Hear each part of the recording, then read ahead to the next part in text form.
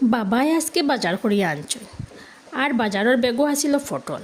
মায়ে যেমনে বেগ খুলে দেখছেন ফটল তান তো উঠি গেছে রাগ। উঠে হইন তানোর আর বাজারও কিচ্ছু মিলে না নি ফটল ছাড়া। আমি মারে উঠে হইলাম, ও গো তুমি আর বেশ মাতিও না, আজকে বানাইমু একটা রেসিপি, তুমি খেয়েরে হইও না।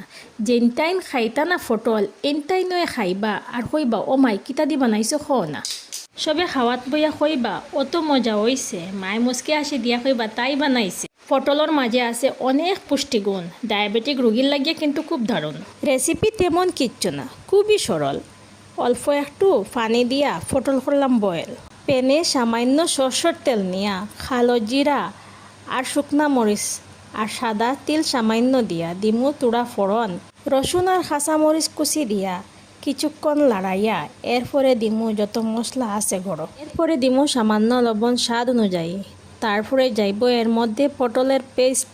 এই রেসিপির টেস্ট কিন্তু খুব বেস্ট। ভালো করে কষাইতে লাগবো যতক্ষণ পর্যন্ত না পানি যায় শুকিয়ে। নামানোর আগে উপর থেকে দিমু সামান্য সরষের তেল ছাড়িয়া। রেসিপি হয়েছে কীরকম অবশ্যই কইও কমেন্ট করিয়া।